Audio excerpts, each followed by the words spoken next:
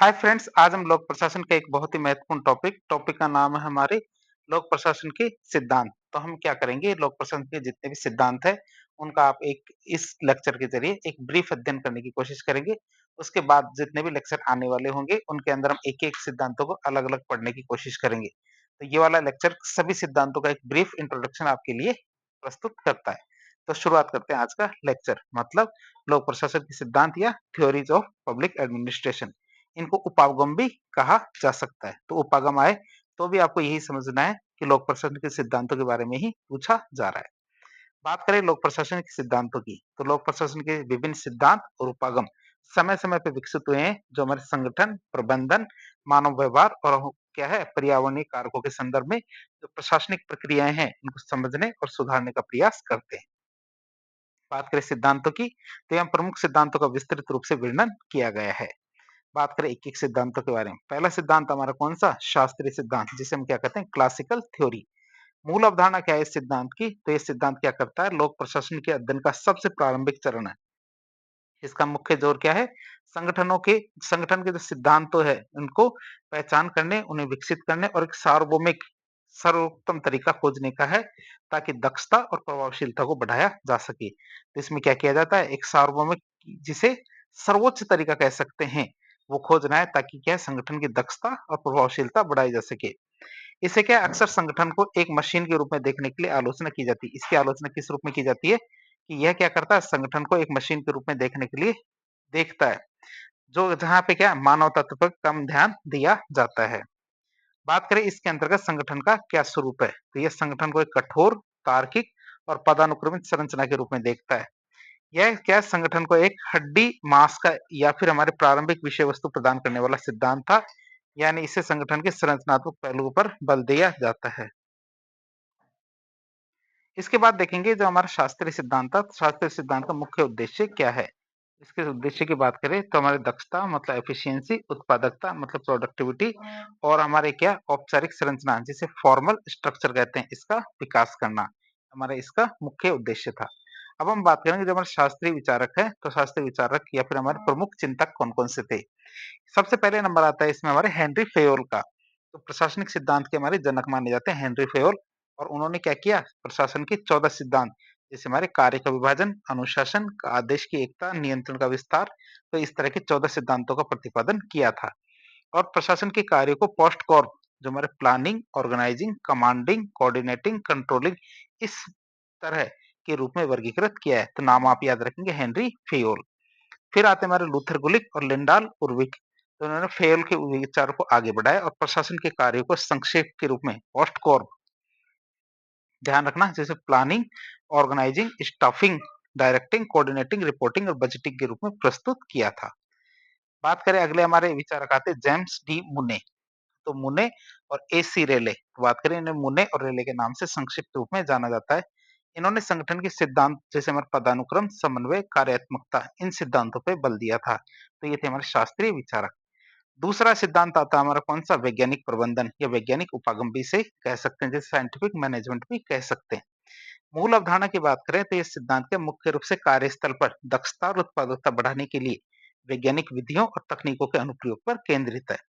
इसका विकास क्या है, औद्योगिक क्रांति के बाद हुआ था, जब कारखानों में उत्पादन को अधिकतम करना एक महत्वपूर्ण लक्ष्य के रूप में देखा जाता था कि कैसे भी करके हमें क्या करना है, कारखानों में उत्पादन को अधिकतम करना है। बात करें इस उपागम के मुख्य उद्देश्य की, तो उत्पादन में वृद्धि, श्रम लागतों को कम करना और सर्वोत्तम तरीका जो बेस्ट वे है उसको ढूंढना कि कौन सा एक ऐसा सर्वोत्तम तरीका ढूंढा जा सकता है जिससे उत्पादन में वृद्धि की जा सके और साथ ही साथ श्रम लागतों को कम किया जा सके। ये क्या करता है, ये कार्यकर्ता को एक आर्थिक मनुष्य मतलब इकोनॉमिक मैन के रूप में देखता है, जो हमारे केवल मौद्रिक प्रोत्साहन से प्रेरित होता है, मतलब पैसे देंगे तो व्यक्ति काम करने के लिए जल्दी से जल्दी प्रेरित हो जाएगा।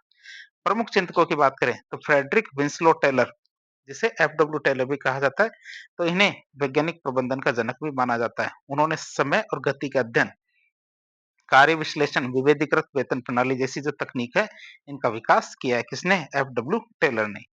फिर आता फ्रैंक और लिथियन गिलब्रेथ। तो इन्होंने क्या किया, गति अध्ययन और थकान अध्ययन में महत्वपूर्ण योगदान दिया कि जब कोई भी कर्मचारी फैक्ट्री में या कारखाने में काम करता है, तो वह कितना काम करने के बाद थक जाता है और कितना काम करने के बाद वह दोबारा से या फिर कितना आराम करने के बाद दोबारा से वो काम करने लग जाता है। तो इस तरह उन्होंने क्या किया गति अध्ययन मतलब किस कार्य को करने में कितना समय लगता है और कितना काम करने के बाद कर्मचारी को आराम करना पड़ता है। क्यों? क्योंकि उसे थकान हो जाती है। तो इस तरह की चीजें थी ना, इनका अध्ययन किया, जिससे कि अनावश्यक गति को समाप्त करके कार्य दक्षता बढ़ाई जा सकती है। फिर आते हैं हमारे कौन से विचार? हेनरी गांठ। तो हेनरी गांठ की बात करें तो हेनरी गांठ के लिए जिन्होंने क्या किया था, गांठ चार्ट दिया था। तो गांठ चार्ट के लिए प्रसिद्ध है हेनरी गांठ, जो हमारे परियोजना प्रबंधन और समय निर्धारण का एक बहुत अच्छा उपकरण है कि कोई भी हम परियोजना बनाते हैं तो परियोजना बनाने के साथ हम एक चार्ट भी लगा देते हैं। चार्ट में हम सभी चीजों के बारे में बताते हैं कि यह कार्य कितने समय में पूरा हो जाएगा और इसमें लगभग कितनी लागत आएगी। तो इस तरह एक गांठ चार्ट बनाया जाता है, जो हमारे परियोजना प्रबंधन और समय निर्धारण का एक उपकरण है। उन्होंने बोनस प्रणाली और सामाजिक जिम्मेदारी पर भी बल दिया था। क्या उन्होंने क्या किया? बोनस प्रणाली और सामाजिक जिम्मेदारी पर भी बल दिया है। तीसरा उपागम या तीसरा सिद्धांत आता है हमारे मानव संबंध उपागम। इसकी बात करें तो इसकी मूल अवधारणा क्या थी?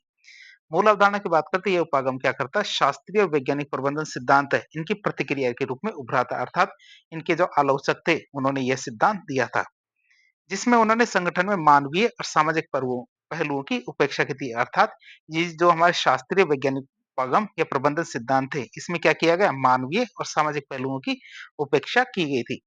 मानव संबंध उपागम में संगठन में अनौपचारिक संबंधों, सामाजिक मानदंडों, कर्मचारी की भावनाओं और प्रेरणा के महत्व पर जोर दिया है। आप इसे याद रखें कि किन-किन चीजों पे इसमें जोर दिया गया। तो इसमें क्या किया गया? संगठन में अनौपचारिक जो संबंध होते हैं, सामाजिक मानदंड होते हैं, कर्मचारी की जो भावना और प्रेरणा, इन सब चीजों पर महत्व दिया गया है। बात करें मानवीय दृष्टिकोण की, तो इसने कार्मिकों को संगठन में केवल एक उपकरण न मान के एक सामाजिक मनुष्य मतलब सोशल मैन के रूप में स्थापित करने का प्रयास किया, जो हमारे सामाजिक और मनोवैज्ञानिक कारकों से भी प्रभावित होता है। भई क्या है? एक सामाजिक मनुष्य किन-किन चीज़ों से प्रभावित हो सकता है? ये हमारे सामाजिक और मनोवैज्ञानिक कारकों से भी प्रभावित हो सकता है। बात करें इसके मुख्य उद्देश्य की, तो श्रमिकों के मनोबल, संतुष्टि और अनौपचारिक समूह के माध्यम से उत्पादकता में सुधार करना इसका मुख्य उद्देश्य रहा है। प्रमुख चिंतक की बात करें, तो इसके प्रमुख चिंतक थे हमारे एल्टन मेयो। एल्टन मेयो की बात करें, तो इन्होंने क्या किया? हॉथॉर्न अध्ययन किया गया। इन्होंने क्या किया? हॉथॉर्न अध्ययन किया, तो इसके लिए प्रसिद्ध थे। इन्होंने कार्यस्थल पर सामाजिक और मनोवैज्ञानिक कारकों के महत्व को उजागर किया है। जिन्होंने क्या किया? कार्यस्थल पर सामाजिक और जो मनोवैज्ञानिक कारक है, इनके महत्व को उजागर किया। फिर आता हमारा रोथलिस बर्जर, इनके जो साथी थे फ्रिट्ज रोथलिस बर्जर और विलियम जे डिक्सन, ये भी हमारे हॉर्थन प्रयोग से जुड़े हुए थे। और एक थे लॉरेंस जे व्हाइटहेड, ये भी हमारे हॉर्थन अध्ययन से जुड़े हुए थे। तो इस तरह आप देख सकते हैं हॉर्थन प्रयोगों में हमारे एल्टन मेयो थे और उनके साथ 3 उनके सहयोगी थे। कौन-कौन? रोथलिस बर्जर, डिक्सन और व्हाइटहेड। इनके नाम आप याद रखेंगे। इन्होंने क्या किया था? इन्होंने हमारे मानव संबंध उपागम में काफ़ी महत्वपूर्ण योगदान दिया था।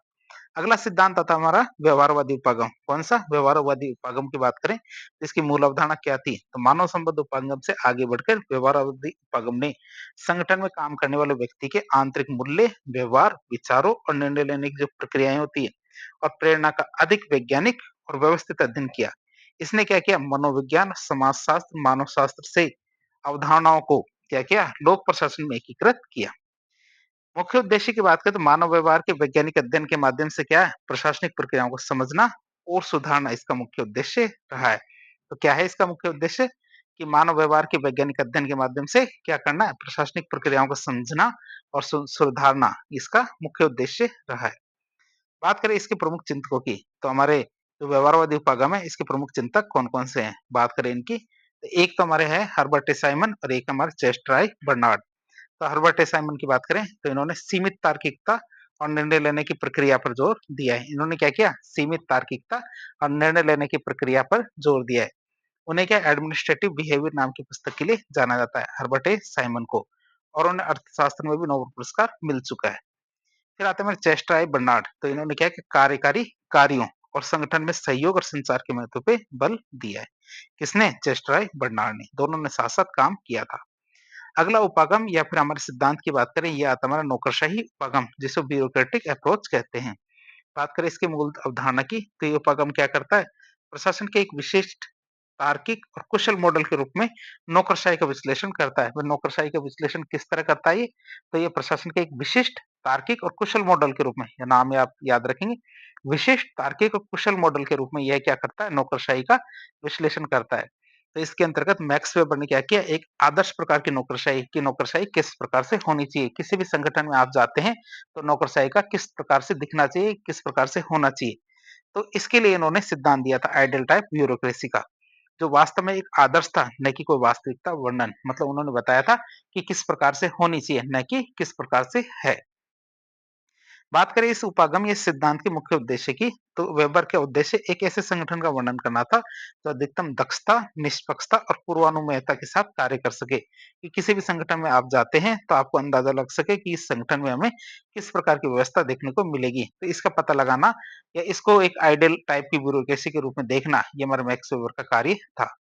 बात करें हमारे इस प्रकार के जो इस उपागम की मुख्य चिंतक कौन-कौन से थे? पहला तो एक आता हमारे मैक्स वेबर, तो इन्होंने नौकरशाही के सिद्धांत का प्रतिपादन किया था। इन्होंने क्या किया? आदर्श नौकरशाही की बहुत सारी विशेषताएँ बताई कि किसी भी संगठन में आप जाते हैं तो एक आदर्श नौकरशाही होनी चाहिए। कि किसी ने पूछा कि भैया समझ में तो आ गया कि आदर्श नौकरशाही तो होनी चाहिए, लेकिन उसकी कौन-कौन सी विशेषताएँ होनी चाहिए? तो उन्होंने बताया कि कानूनी और तार्किक अधिकार होने चाहिए। जो हमारे अधिकारीगण होते हैं संस्थान के अंदर, संगठन के अंदर, उनके पास क्या होना चाहिए? कानूनी और तार्किक अधिकार होने चाहिए।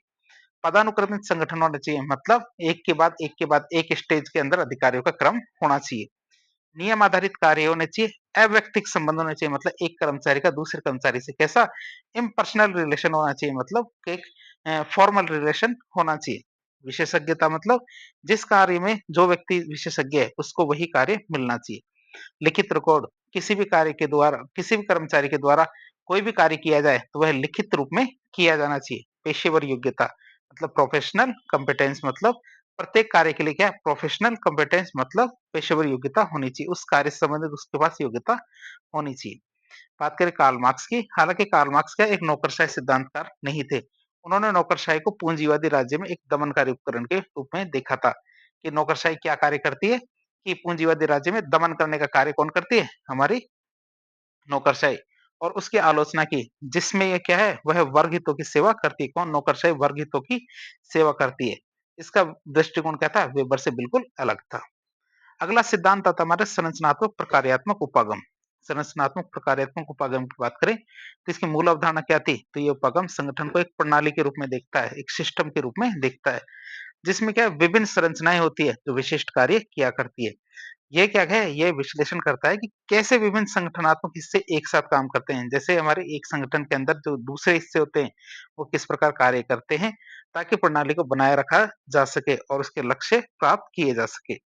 बात करें इस सिद्धांत के अंदर किस बात पे जोर दिया गया, तो ये उपगम हमें ये बताता है, क्या बताता है कि प्रत्येक संगठन या संरचना विभिन्न कार्य से जुड़ी होती है। तो ये क्या बताता है कि हर संरचना या हर संगठन क्या करता है, विभिन्न कार्य से जुड़ा होता है। क्यों? क्योंकि संगठन इसीलिए बनाए जाते हैं, क्यों? क्योंकि हमें कुछ उद्देश्य प्राप्त करने होते हैं और इन कार्यों के निष्पादन से ही संगठन का अस्तित्व बना रहता है। बात करें इसकी, तो यह क्या करता है, विभिन्न सामाजिक और राजनीतिक प्रणालियों की तुलना करने में भी उपयोगी साबित हुआ है। ये क्या, विभिन्न प्रकार की जो सामाजिक और राजनीतिक प्रणालियां हैं, इनकी तुलना करने में भी काफी ज्यादा उपयोगी है। बात करें इसके प्रमुख चिंतकों की, चिंतक कौन है, एक तो हमारे कौन है, फ्रेड डब्ल्यू रिक्स। बात करें इसकी, तो तुलनात्मक लोक प्रशासन में उनके योगदान के लिए प्रसिद्ध है ये। जो फ्रेड डब्ल्यू रिक्स क्या है, तुलनात्मक लोक प्रशासन में उनका जो योगदान है इसके लिए काफी ज्यादा प्रसिद्ध है। उन्होंने क्या है, पर्यावरणीय दृष्टिकोण के तहत फ्यूज्ड, प्रिज्मेटिक, डिफ्रैक्टेड और समाज, जो हमारे समाज है, इनका विश्लेषण किया। इन्होंने क्या किया, पर्यावरणीय दृष्टिकोण के तहत फ्यूज्ड, प्रिज्मेटिक, डिफ्रैक्टेड जो समाज है, इनका विश्लेषण किया, जहां हमारे प्रशासनिक संरचनाएं और कार्य इन सामाजिक संदर्भों में भिन्न भिन्न होते हैं। फिर आते हैं हमारे गैब्रियल आमंड और डेविड एप्टर। बात करें इनकी, तो राजनीतिक विज्ञान और तुलनात्मक राजनीति में, क्या राजनीतिक विज्ञान और तुलनात्मक राजनीति में संरचनात्मक प्रकार्यात्मक उपागम के प्रमुख समर्थक रहे हैं, जिसने क्या बाद में लोक प्रशासन को भी काफी ज्यादा प्रभावित किया है। नाम आप याद रखेंगे, एफ डब्ल्यू रिक्स और गैब्रियल आमंड और डेविड एप्टर। अगला सिद्धांत आता हमारा कौन सा, व्यवस्था सिद्धांत, जिसे सिस्टम थ्योरी भी कहते हैं। बात करें इसकी मूल अवधारणा की, तो व्यवस्था उपागम के अंतर्गत क्या है, प्रत्येक व्यवस्था क्या है, विभिन्न उपव्यवस्थाओं में विभक्त होती है। जो व्यवस्था की बात करें तो जैसे कोई एक संगठन या फिर कोई एक प्रशासनिक प्रणाली हो सकती है, जो क्या होती है, विभिन्न प्रकार की उपव्यवस्था मतलब सब सिस्टम में विभक्त होती है। ये उपव्यवस्थाएँ क्या है, एक-दूसरे से परस्पर जुड़ी और निर्भर होती है और प्रत्येक उपव्यवस्था निश्चित रूप से अन्य उपव्यवस्था को प्रभावित करती है। क्या करती है? प्रत्येक उपव्यवस्था क्या करती है? निश्चित रूप से दूसरी जो उपव्यवस्था होती है, इनको प्रभावित करती है। पर्यावरणीय प्रभाव की बात करें तो ये सिद्धांत क्या है? इस बात पे जोर देता है कि प्रत्येक व्यवस्था क्या है? अपने बाह्य पर्यावरण जो हमारा एक्सटर्नल एनवायरनमेंट है, इससे प्रभावित होती है और बदले में क्या पर्यावरण को वो भी प्रभावित करती है। इसे हम क्या कहते हैं इनपुट आउटपुट मॉडल के रूप में भी देख सकते हैं जहां हमारे पर्यावरण से इनपुट आते हैं और व्यवस्था उन्हें संसाधित करती है और आउटपुट पर्यावरण में चले जाते हैं। आप इसे याद रखेंगे तो इस तरह देख सकते हैं इस मॉडल को जैसे हमारा इनपुट आउटपुट मॉडल होता है जिसमें क्या होता है कि पर्यावरण से तो इनपुट आते हैं, व्यवस्था क्या करती है उन्हें संसाधित करती है और आउटपुट क्या वापस पर्यावरण में चले जाते हैं। बात करें इस उपागम के मुख्य उद्देश्य की, तो मुख्य उद्देश्य क्या है? संगठन को एक जटिल, गतिशील और पर्यावरण से बातचीत करने वाली इकाई के रूप में समझना। संगठन को क्या करना? एक जटिल, गतिशील और पर्यावरण से बातचीत करने वाली जो इकाई है, उसके रूप में समझना। बात करें इसके प्रमुख चिंतकों की।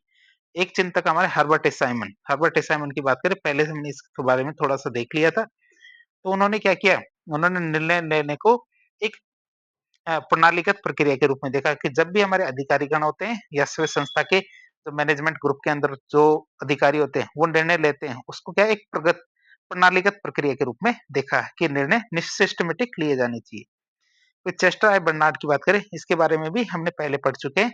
इन्होंने भी संगठन को एक सहकारी प्रणाली के रूप में देखा कि कोई भी एक व्यक्ति डिसीजन नहीं लेता, डिसीजन क्या है सभी के द्वारा मिलके लिया जाता है। फिर डेविड ईस्टन की बात करें तो राजनीतिक व्यवस्था सिद्धांत के लिए प्रसिद्ध है, जिन्होंने हमारी राजनीतिक प्रणाली को इनपुट, आउटपुट और फीडबैक जो हमारे फीडबैक लूप वाली जो प्रणाली है, इसके रूप में वर्णित किया था कि पहले इनपुट आता है, फिर उसका आउटपुट होता है और काम करने के बाद उसका फीडबैक भी लिया जाता है। तो एक तरह की प्रणाली है जो किसने बताई थी? डेविड ईस्टन ने। उनका काम क्या लोक प्रशासन में व्यवस्था दृष्टिकोण के लिए एक महत्वपूर्ण आधार बनता है। तो इस तरह जो हमने ये सिद्धांत देखे, ये सारे के सारे सिद्धांत हमारे लोक प्रशासन के अध्ययन के विकास में बहुत ही महत्वपूर्ण रहे हैं और प्रत्येक ने क्या किया प्रशासन को समझने और सुधारने के लिए एक अलग लेंस या दृष्टिकोण प्रदान किया है। तो इस तरह आज एक लेक्चर के जरिए हमने जो लोक प्रशासन के प्रमुख सिद्धांत थे, ये उपागम थे, इनकी एक ब्रीफ हिस्ट्री या ब्रीफ मतलब संक्षेप में जानने की कोशिश की। तो इस प्रकार के इन्फॉर्मेटिव वीडियो देखने के लिए हमारे चैनल से जुड़े। वीडियो पसंद आता है तो वीडियो को लाइक करें, चैनल को सब्सक्राइब करें, अपने दोस्तों के साथ शेयर करें। धन्यवाद।